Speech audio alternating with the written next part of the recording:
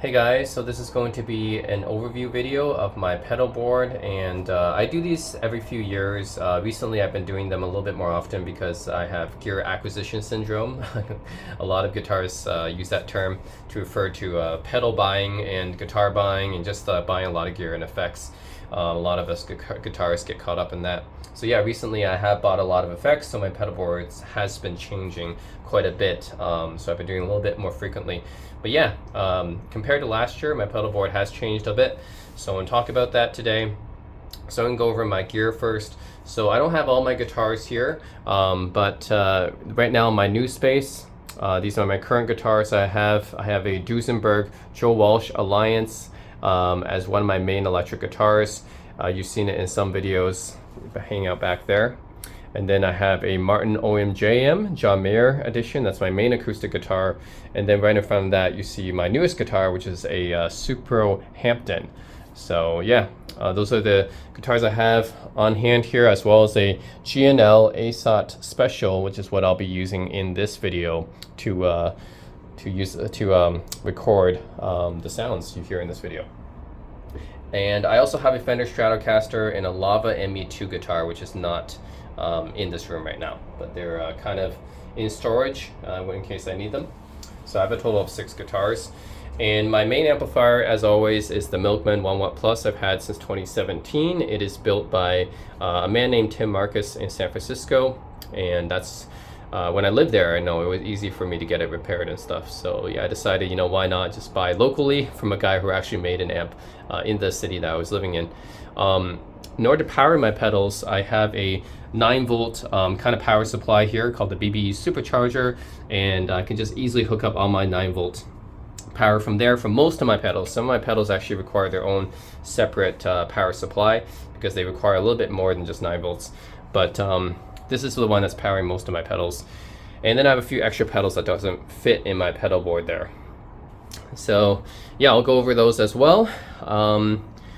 And then the cables that I'm using bullet cables here, which are basically coiled cables. These actually tame the high end a bit. Since I use single coil so much, sometimes the treble can get a little bit harsh. So I'm using coiled cables to kind of tame that down a bit. So I have bullet cables for the ones going into my amp. And then I have Fender coiled cords. I think these are the Jimi Hendrix Voodoo Child Edition. Those are the coiled cords going from this pedal to this pedal here. And then for the cables going from my pedal board to my guitar, I'm using Rattlesnake cables. So Rattlesnake is a kind of boutique cable company. They handcraft all their cables, really good customer service. So yeah, had these made. They're really nice cables. And yeah, I have those going from the pedal board to my guitar. All right, now I'll talk about my pedal board. First, let's talk about the pedals that I'm not using on the board. So I have about 4 pedals that I'm not using on this board. I have 12 pedals in total, a little bit more than before. So first is the BBE wah. So this is a wah pedal, of course, made by a company called BBE. I also use their power supply, as you guys have seen. BBE is a really nice company. They make a lot of well-priced effects, very affordable and good quality. So yeah, I highly recommend if you're getting some guitar effects. BBE is a really nice company to look at because their stuff isn't that pricey, but they sound really good and they're built really well. So yeah, I've been using their wah pedal, I think since I was in university, actually, since I think around 2010. Actually, I've had this pedal for a very long time. This is the oldest pedal I've had on this board. It's yeah, I just didn't feel the need to upgrade this pedal because it's a really nice wah pedal. It does what it does what I want, right? So, and I don't use wah all that often, so yeah, I never felt the need to really upgrade it. But this is the BBE Ben wah because it has the Chinese character Ben on here, Ben. And yeah, it's just a really nice wah. It's in the style of the vintage wahs. So like, it has a halo inductor inside of it. So it's really meant to emulate the old school like 1960s Vox Clyde McCoy, which also used the halo inductors. Pretty much that sound. The control you have here is a simple Q control, and that's really it. I don't think I need anything fancy. So yeah, it's not a fancy wah or anything, just one control, which is the Q control, and it sounds really good. It has a nice vintage feel to it because of the halo inductor. So yeah, the BB bend wah, I think you can find it online for around $100. Not that pricey. Really nice wah, great sounding wah. All right, so that one I don't have on my pedal board because I don't use wah all that often, but when I do, that goes on. Another pedal that was previously on my board is the Pedalboard Epoch Boost. This is a booster pedal, so it's really meant to be like a clean boost, but this one is actually coloring your tone a bit, which is desired because this is this circuit is based on the Maestro Echoplex EP3, which actually has a little bit of interesting coloring effect from the preamp. So a lot of famous guitarists, actually like Jimmy Page or Eddie Van Halen, actually use the Echoplex preamp to color their tone. So yeah, this adds that extra coloring, which I think just adds a little bit more high end in detail. And two knobs here, just the preamp and the boost, which is I guess equivalent to, you can look it up on Pedalboard actually, because this is, it's very interesting how this works. But yeah, it's supposed to emulate what these knobs kind of do on the original Maestro Echoplex machine. So it's a preamp buffer effect pedal. I don't have it on my board right now because I have a lot of overdrives on my board that I was using, so it just didn't have space for this. But normally I do have this just to add something a little bit of extra to my tone. I also tried the Xotic EP booster as well, which does something similar. Also Dunlop EP101. Also, actually that one is the official Echoplex name on it, right? The Echoplex EP101 by Dunlop does something similar. I chose the Pedalboard Epoch Boost because this one, yeah, I like the tone a little bit better from this one. I actually did a pedal comparison between this and the Dunlop. But yeah, I like this one a little bit more. There's also the Chase Bliss Secret preamp or something like that. There's a few companies making the Echoplex type of sound in a boost pedal. So there's that one. Also, there's other companies that make these kind of pedals just add something extra to your tone, right? Xotic also makes something called the Sweet Booster or something like that. Like just something that colors your tone, adds a little bit extra onto it. Some kind of secret sauce, right? Like it's the thing that when you have it on, then it just sounds really good. If you have it off, you'll like notice it, I guess. It's very subtle though. So yeah, I think the Benson amp Germanium booster, they have something like that as well. A lot of yeah, the Greer Special Request adds like a Dumble FET preamp. A lot of companies have something similar, things like that. All right, next, not on this pedal board right now, but I used to have it, and sometimes I might swap it in, is the Wampler Tumnus. So this is an overdrive pedal based on the famous Klon Centaur circuit. So yeah, it's basically a Klon clone, and one of the best Klon clones out there. There's so many companies making Klon clones. This is just one of them, right? I think the Electron Harmonics Soul Food, the Keeley Oxblood, the Archer, right, by J Rocket. Yeah, J Rocket Archer, the Mjolnir or whatever. There's so many, like, and Serotonin of course makes their own as well. There's so many companies making the Klon Centaur type of clones. Oh yeah, MXR Sugar Drive as well. There's so many, right? I think the Wampler makes one of the best. A lot of people probably you know, actually the small size as well. So if you look up the online videos comparing them, I think Tumnus is one of the best. And the plus the super small size, the mini size, right? So it's easy to fit on a pedal board.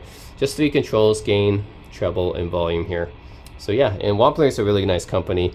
It's built by Brian Wampler's team, made in the USA, of course. It's a boutique pedal company, and it's not too expensive. I think this was like $130 or something like that. For a boutique pedal, it's actually not that expensive. They also have a deluxe edition, which is much more powerful, but I don't need that one. So yeah, I use this when I really need that, you know, Klon type of sound, which is basically a more transparent mid-range overdrive. Not mid-range overdrive, mid-gain overdrive is what I meant to say. Yeah, mid-gain overdrive. So not crazy amounts of gain, but not like a light grit or either. It's kind of in between. So that's really what a Klon is for me. It's like a mid-gain overdrive. All right. Then I have the Maxon 89 analog delay. I used to use the Boss DM2, which was the Boss analog delay. That one was also really good. And I decided to, you know, I got rid of it because I got a reverb, but then I decided I need a delay as well, not just a reverb. So yeah, I went with the Maxon 89 this time just to try it out. I never tried a Maxon 89 before, or the Ibanez 89, which is what this is basically. Yeah, it's pretty good. It's got a lot of warmth to it in the delay, which is what I like. I think the Boss DM2W is kind of like a little bit darker. This one definitely is sort of like that. It's a little bit warm. If you want a brighter delay, the MXR Carbon Copy Bright I think is probably the way to go. But yeah, I like this delay. It's pretty nice. I just don't have it on my board right now because I have the reverb on instead. Having reverb and delay, I don't know. I wouldn't say it's redundant, but I don't really use them both at the same time often. So yeah, it's got the repeats right here, delay level and delay time. So yeah, the three main controls. I already did a demo on this in another video, but built really well. Of course, all Maxon products are made in Japan by Nissin Ampa. They're a smaller operation than Ibanez. Generally, they contain higher quality components. There's even a breakdown that Analog Man did between the Maxon 89 and the Ibanez equivalent, and the Maxon 89 circuit just looks so much cleaner on the inside of the pedal. Higher quality components throughout. It's just yeah, usually you pay more for the Maxon, right? This is like $200 pedal. Usually you pay more, but you get what you pay for, because these are usually higher quality, use higher quality components. The build quality is better. The wiring is more cleaner compared to the equivalent Ibanez pedal. So yeah, the Maxon 89, really nice analog delay.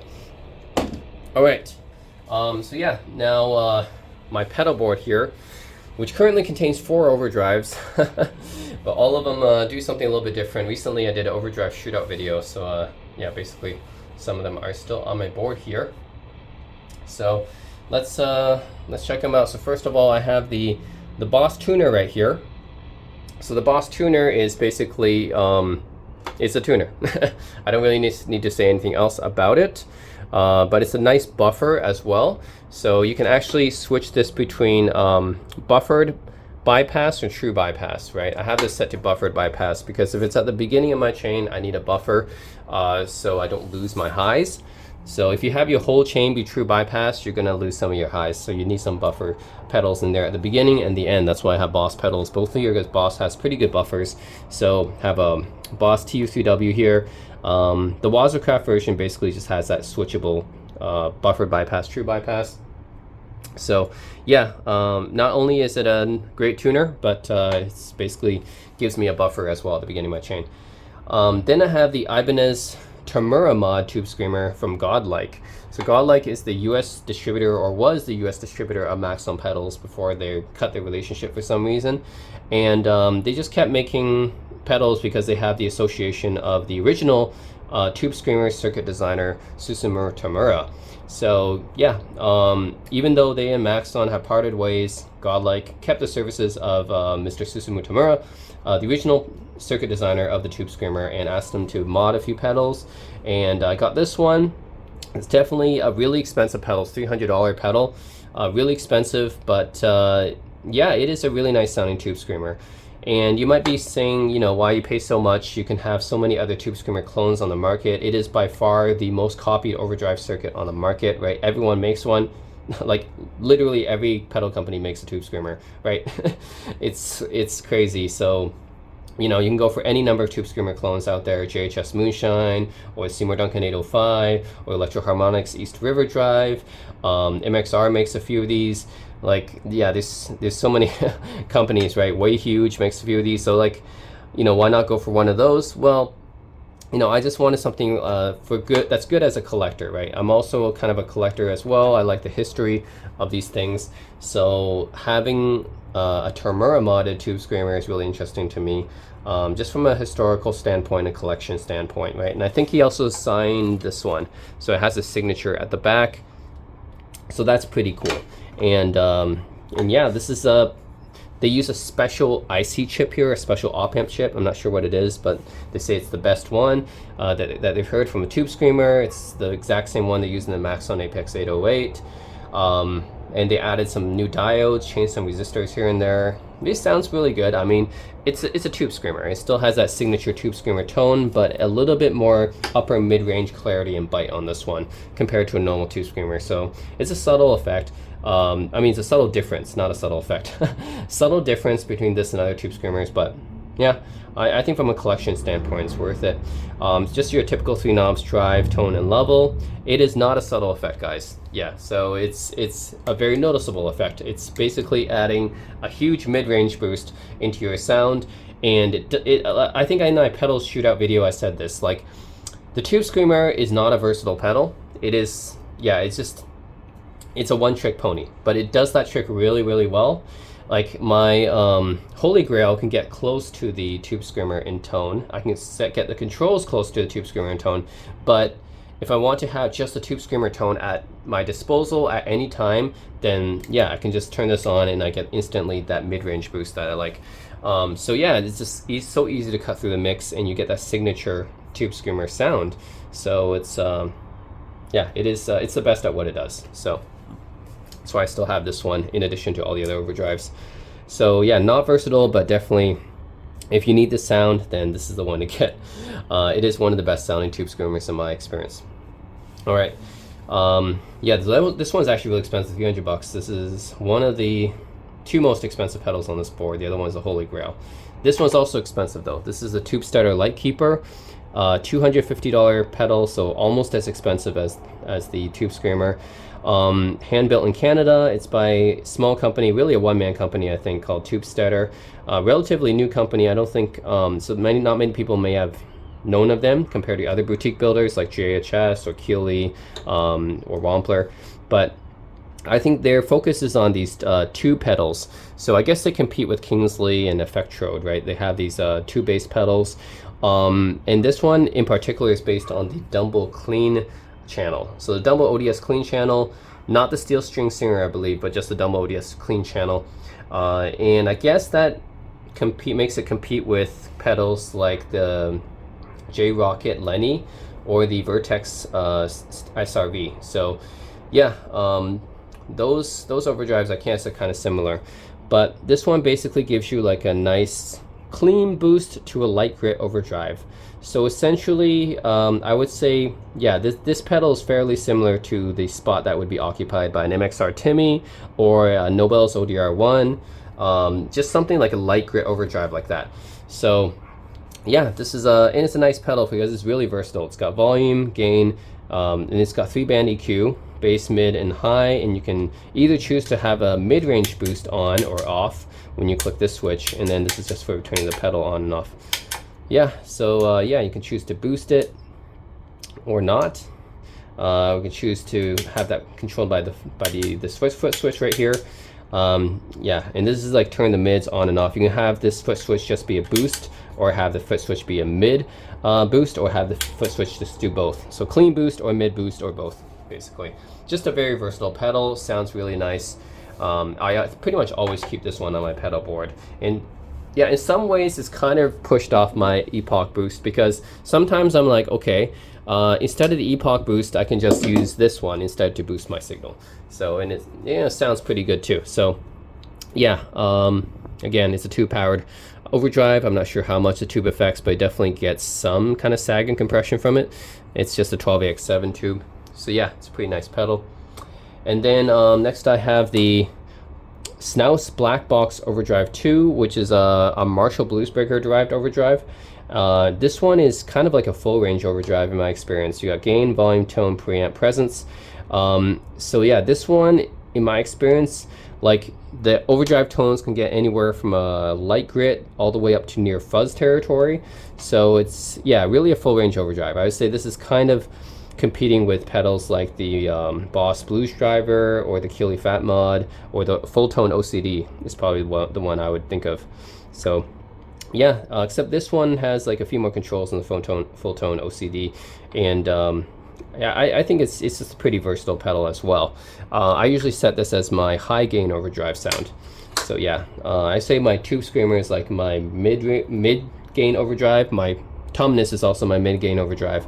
The Lightkeeper is like my light gain overdrive, and then the Black Box Overdrive 2 is kind of my higher gain overdrive sound. And then I have the G-Town Custom Amps Holy Grail, which is also really expensive, $300. Although that's not the original retail price of this thing. The original retail price was $150. But because the guy who builds this pedal, he hand builds them one at a time in Russia, and because of the Russian boycott, because of the Ukraine war, yeah, it's really hard to get one of these pedals now, which is why I paid $300 for it. That's pretty much what they're selling now. These are really good overdrive pedals for what they do, which is basically emulate the Dumble sound. So this is a D-type pedal, a Dumble type overdrive pedal, based on the Dumble ODS. Yeah, so I have the Lightkeeper and the Holy Grail together here to kind of emulate the whole Dumble signal path here. And yeah, this is a really versatile pedal. As you can see here, there's so many controls: the drive, the volume, the tone, the mids. You can have it round, open, sharp. You can have it cut the highs. Although if I cut the highs, it gets kind of muddy, so I usually do not cut the highs. But yeah, round, open, sharp. There's like a lot of different configurations here you can do. Really nice sounding pedal. Of course, it competes with other Dumble-like pedals. This actually recently replaced my Wampler Euphoria, which was previously my Dumble type overdrive here, and previously my transparent type overdrive. The Euphoria is actually more transparent than this. This is not as transparent as the Euphoria. This is a little bit more colored, which is why if you turn up the mids, it can essentially emulate like a tube screamer. But yeah, I think this is better at getting that Dumble sound, right, than the Euphoria. So yeah, this will compete with stuff like the Shin Dumbleoid or the Amplified Nation Big Bloom, or stuff like the J-Rocket Dude, right? Or Vertex even has the Ultraphonics. So there's a lot of pedals that try to get the Dumble tone, but I think this is one of the best. If you look on online reviews, it's not a popular pedal because not a lot were made, but people who do have the Holy Grail, yeah, they swear by it. All right, next I have a pedal which is pretty much always on my board for a very long time. I had this since 2016. This is the Xotic SP compressor. It is a compressor pedal based on the old Ross compressor, which is a highly respected compressor pedal from the 70s. Just two controls here: volume and blend, for your dry and wet blend here of the compressor, and your high, mid, and low compression. So that's pretty much it. Xotic is a company, boutique company, make everything in US, of course. And yeah, it's just a simple pedal to use. Doesn't take up a lot of space on the pedal board. And yeah, I've always kept this because it's really, I use it almost as a way to attenuate my total signal. So when I turn all these overdrives on, normally it gets really loud. So I kind of use this as a way to kind of tame down, attenuate my volume. So yeah, and of course it adds more sustain and compression as well. Then I have the Fender Marine Layer Reverb.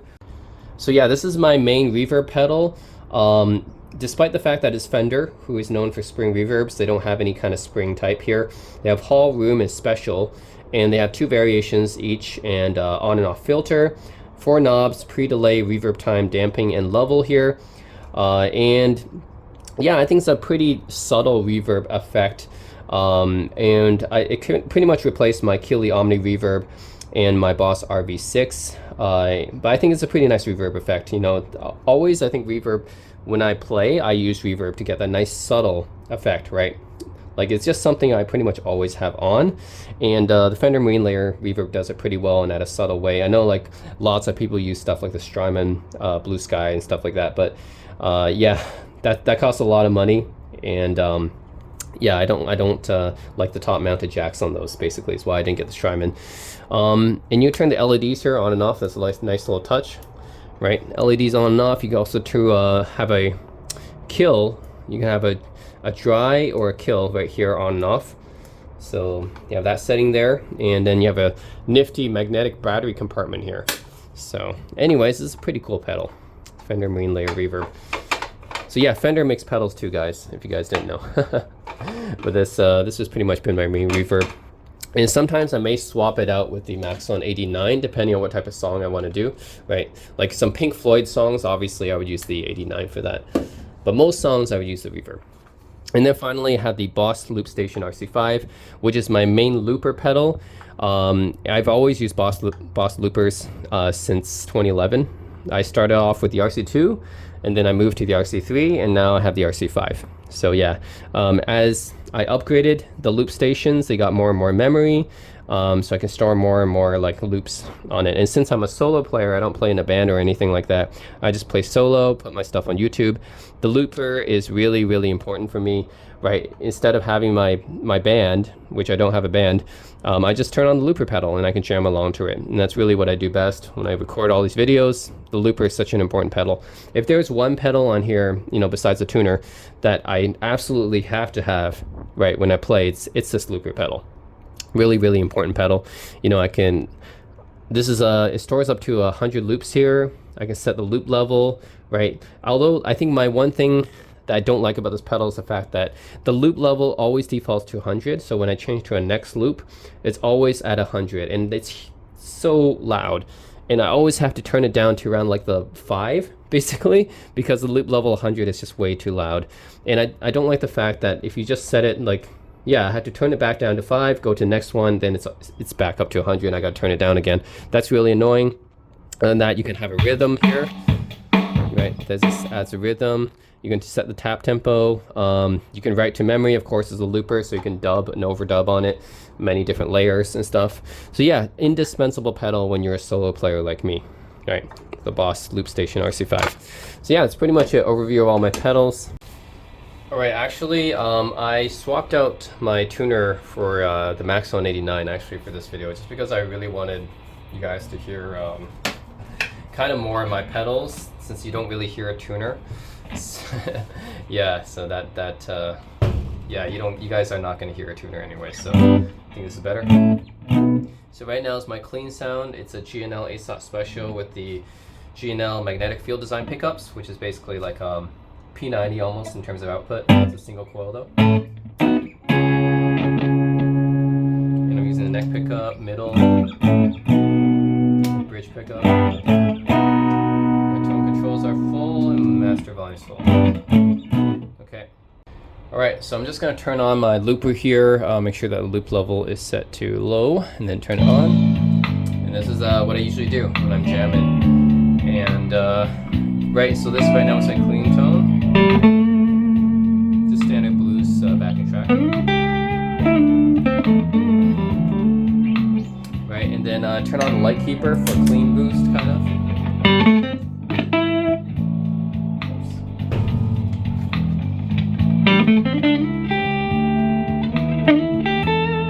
Then I turn on the compressor actually to compress the sound down. You guys hear that difference, right? It basically attenuates my output. So if I turn this off, hear how loud that is, right? I attenuate the output by using the compressor basically.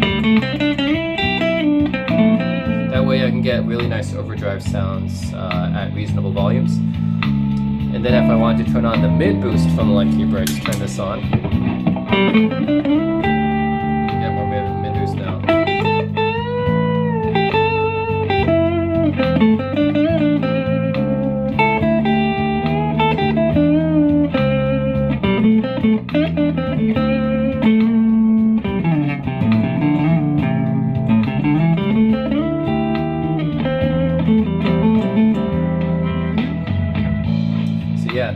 That's really what the light keeper is. You guys can hear that light grid, right? So basically the light keeper is my light gain overdrive. Just if I want a little bit of hair on my notes.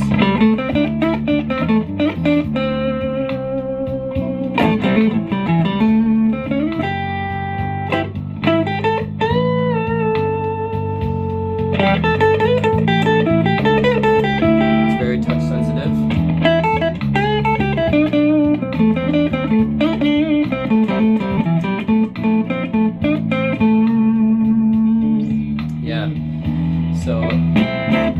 That's the two-powered Tubesteader light keeper, which adds a little bit of light gain and a little bit of compression. Very touch-sensitive and dynamic overdrive.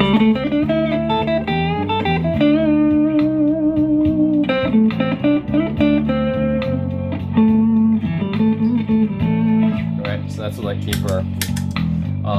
Actually, I'm going to turn on the reverb. Right, it's a very subtle effect. If you guys can even hear that, really. It's very subtle. I turn up the level a bit on the reverb. So this is without reverb. with the reverb on. Right now it's set to I'm set to room actually. There.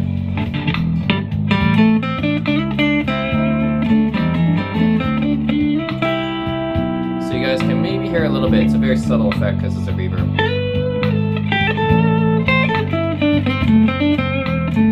But definitely I want to add reverb whenever I'm playing, just to add that extra ambience to the sound.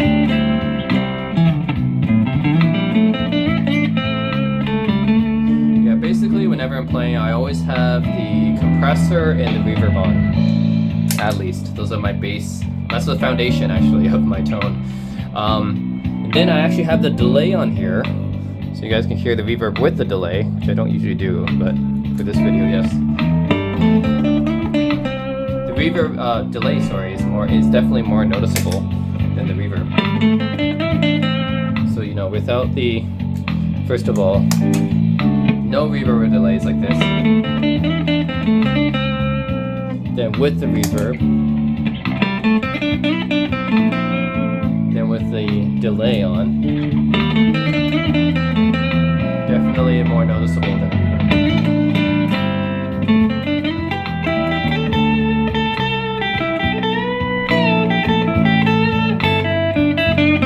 So yeah, definitely delay is more noticeable than reverb for sure.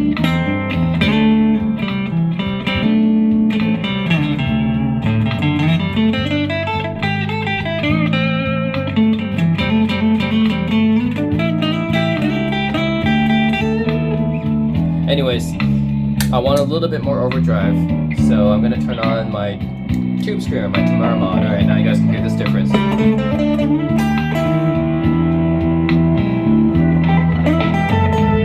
the tube screamer is definitely a more noticeable overdrive. It's not transparent at all.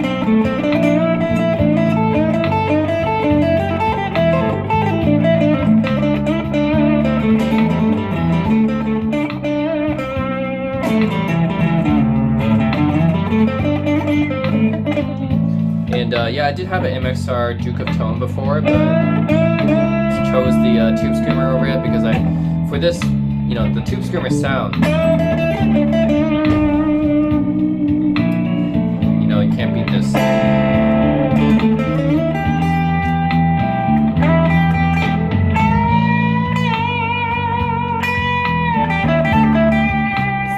It's basically the overdrive sound everyone already knows. Everyone knows and loves.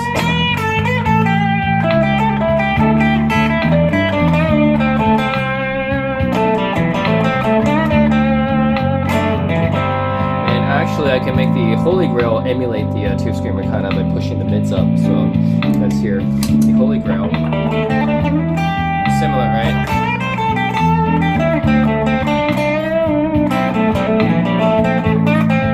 So yes, this sound is similar to the tube screamer.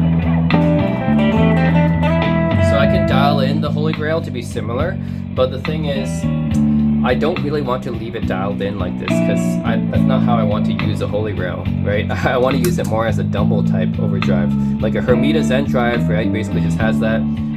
That's another really famous Dumble overdrive. So yeah, this is basically what the Holy Grail would sound like. A little bit different than the tube screamer actually. It's still like colored, very colored, but a little bit different.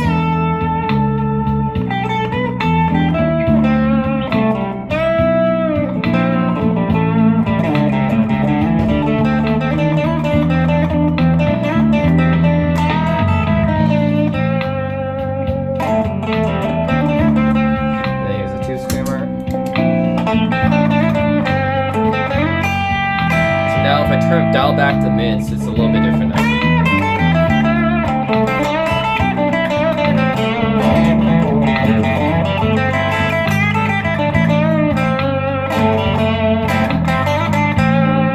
So here's the thing, although I can dial in the Holy Grail to be like the tube screamer, you can say, oh, the tube screamer is redundant because this can basically be the tube screamer, but the thing is, I don't want to leave it with the mids on all the time, right, with the mids turned up high, because that's not how I want to use that pedal. So yeah, like I just want to have another pedal where I can instantly get that tube screamer sound, right? Instead of just having to like fiddle around with the knobs every time. So that's why I have both essentially. Even though you can say, yeah, I can be the tube screamer, but yeah, there's still reasons why I can have both, right? This one is just whenever I want this tube screamer sound, I just turn it on, it just works. Instead of having to fiddle around with the knobs and stuff. Alright, now you guys heard basically Tube Screamer and the G-Town Holy Grail.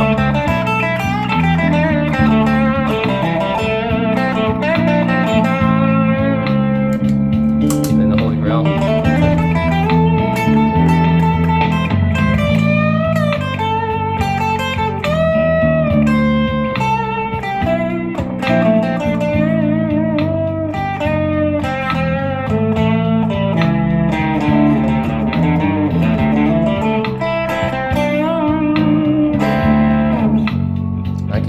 Switch to open.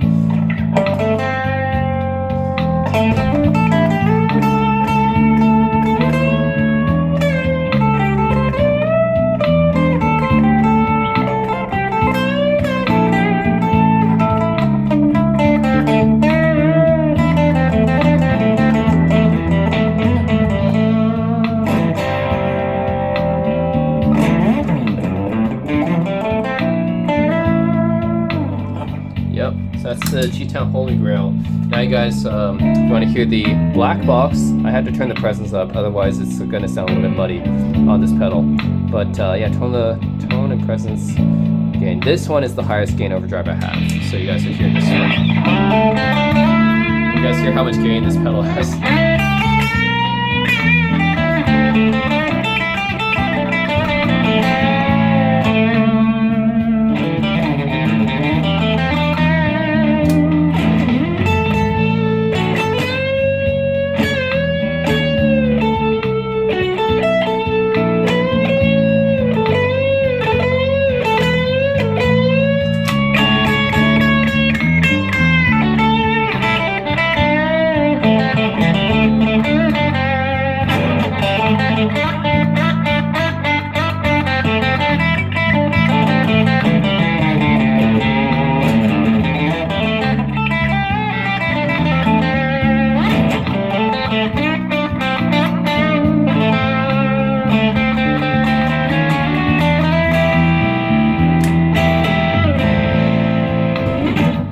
Yeah, you guys can hear it. Obviously, this pedal has the most gain on tap out of all my overdrive pedals. It's huge.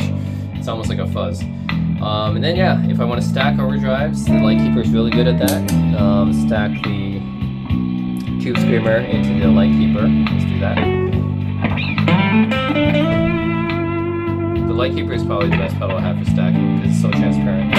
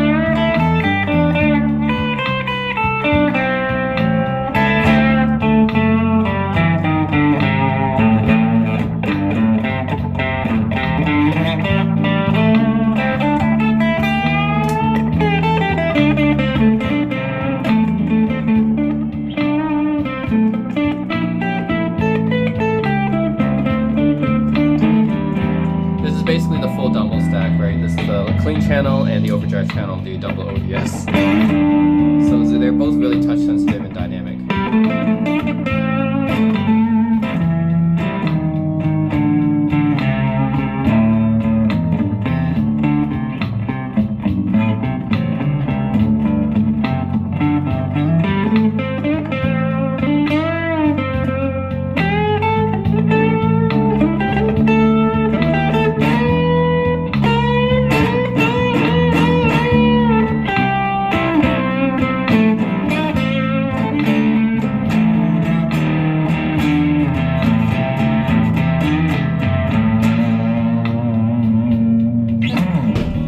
Alright, so yeah, that's it guys. A little bit of demonstration of my pedal board. 4 overdrives here. I love overdrives, and yeah, that's how I use them. Have the analog delay and the reverb on at the same time, which I don't usually do, but for the demonstration of this video. And yeah, the compressor and yeah, usually compressor, reverb, looper is always on my pedal. So that's it guys. Let me know if you guys have any questions about any of the pedals here. But this is the update for this year and what pedals I'm using right now. So that's it. As always, thanks for watching.